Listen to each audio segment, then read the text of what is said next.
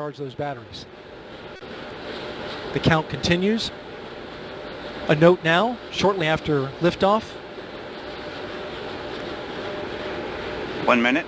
Shortly after liftoff, Mission Control Houston will take control of the rocket, and my colleague, Leah Cheshire, will take over commentary.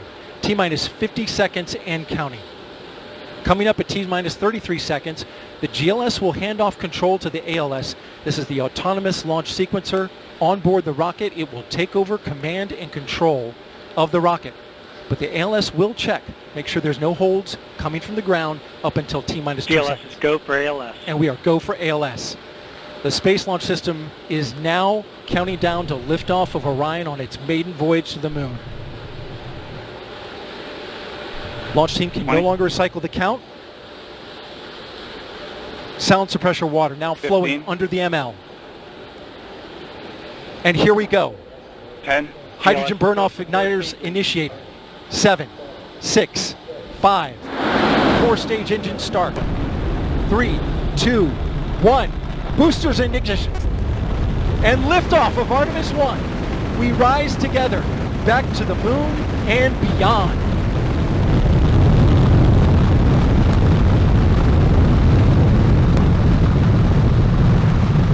All 4 RS-25 engines on the core stage and 2 solid rocket boosters now propelling the vehicle at 128 miles per hour. Hearing good control on the roll from teams in Mission Control Houston. All good calls so far. Now 30 seconds into the flight of Artemis 1. First milestone will be for the vehicle to pass through max Q at about 1 minute and 9 seconds into launch. This is the greatest period of atmospheric force on the rocket.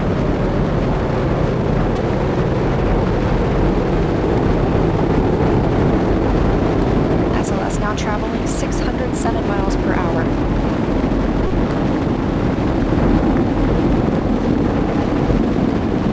You're looking at 8.8 million pounds of maximum thrust. Quiet here in the loops of Mission Control.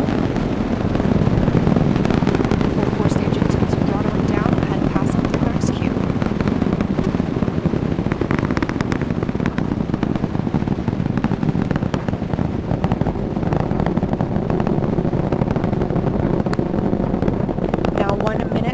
Seconds into the flight, traveling at 1,420 miles per hour.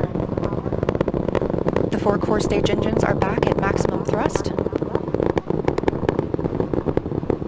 The next major milestone will be for the solid rocket boosters to cut off and jettison at about 2 minutes and 11 seconds into the flight, so about 30 seconds from now.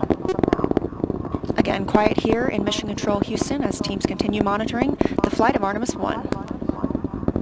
We're now 16 miles downrange from the launch pad at Kennedy Space Center, traveling over 2,800 miles per hour.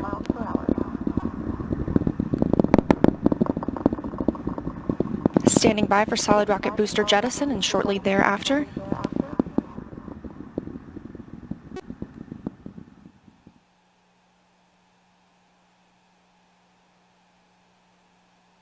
Confirmation that the solid rocket boosters have separated these 177-foot boosters. Now the core stage continues to power the flight of Orion, all 4 RS-25 engines firing, traveling over 3,400 miles per hour, 46 miles downrange. 2 minutes and 36 seconds into the flight. Hearing nominal calls here in Mission Control Houston. We've still got 4 good engines on the core stage. Next up, we'll be looking for the service module fairing to separate. This is 3 15 by 15 foot fairing panels, providing structural support, protecting the service module. Those will separate at about 3 minutes and 11 seconds into flight, and very shortly thereafter will be followed by the launch abort system separation. Just over 3 minutes into the flight of Artemis 1, now traveling over 4,060 miles per hour, 83 miles downrange. We just had confirmation that the service module fairing has separated.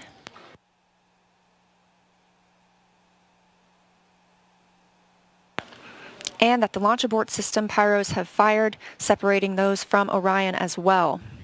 For future crew members,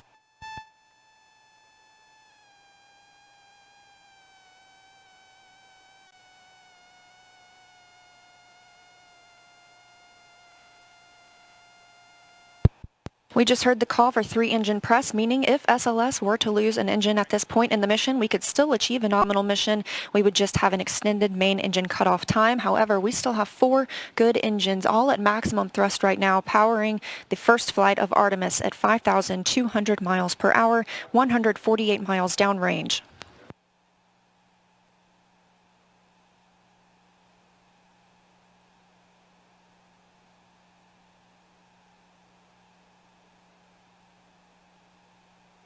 We're 4 minutes and 16 seconds into the flight of Artemis 1.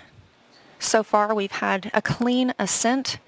We saw those solid rocket boosters jettison about 2 minutes and 11 seconds after liftoff. Shortly after, we had the service module panels fairings separate, as well as the launch abort system. The launch abort system was inert for this flight, except to perform this separation. Those 4 core stage engines will continue to fire and power the flight of Artemis 1, now traveling over 6,800 miles per hour, 229 miles downrange. Booster flight controller reports that the engines are looking good.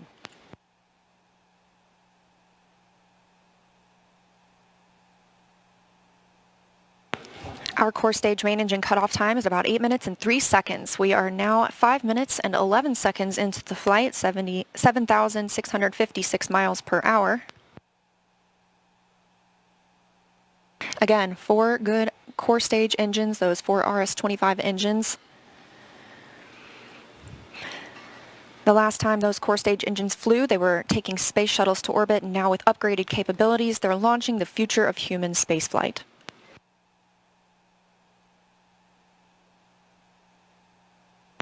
5 minutes and 42 seconds into the mission. We are now traveling 8,800 miles per hour, 345 miles downrange from the launch pad at Kennedy Space Center.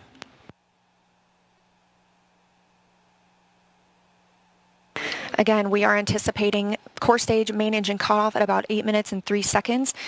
And about 10 seconds later, we'll see core stage separation, at which point Orion and the interim cryogenic propulsion stage will be flying free. Now traveling over 10,000 miles per hour, 6 minutes and 15 seconds into the flight of Artemis 1, 427 miles downrange. Quiet here on the loops in Mission Control Houston. Teams continue to monitor this first flight.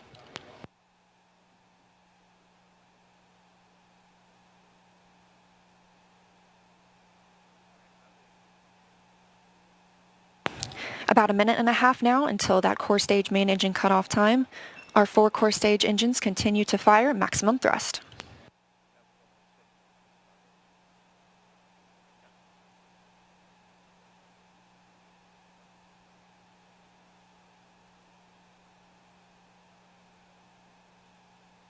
Coming up on 7 minutes since launch today, now traveling over 12,800 miles per hour, 563 miles downrange.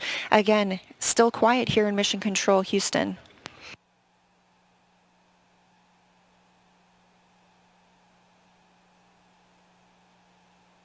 As we prepare for main engine cutoff, the 4 RS-25 engines are beginning to throttle down.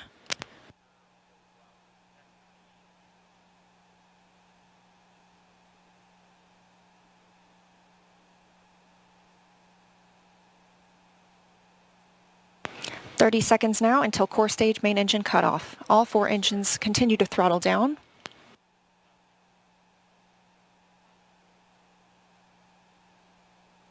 Now 7 minutes 45 seconds into the flight, traveling over 16,000 miles per hour. Continuing to hear good calls here in Mission Control Houston. We're standing by for core stage main engine cutoff.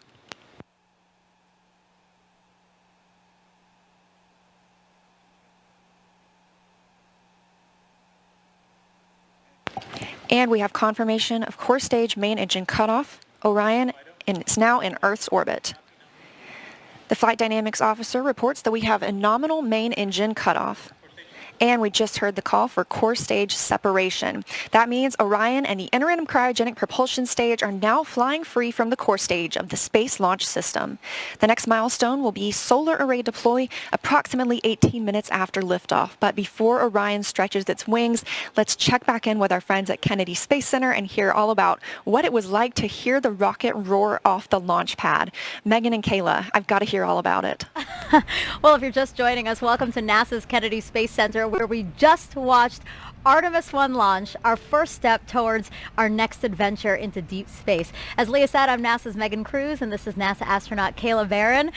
And I'm kind of still giddy and speechless. I don't even know how to explain how I'm feeling right now. I feel the same way. This is the first launch that I've been able to watch in person, and I've got to say, it was incredible. It took my breath away, and I was tearing up. Just what an amazing accomplishment for this team, this international team, people who have been dedicating their careers to getting this rocket off the ground and taking the first step to getting a crew on that vehicle back to the moon. It was just incredible. Yeah, this is a moment I think that we're all going to remember where we were when we saw this sort of thing, you know what I mean? And it was great to see, again, when we entered into terminal count, everybody here just started cheering, coming out to get a really good view. And boy, I mean, it lit up the night sky, and it just shook everything around us. Did you feel that? Like in my bones, I felt that. Oh yeah. The cool thing is just kind of the delay between what you see and what you hear, because of course the sound travels a little bit slower, and it was just amazing. The ground shook. We could hear the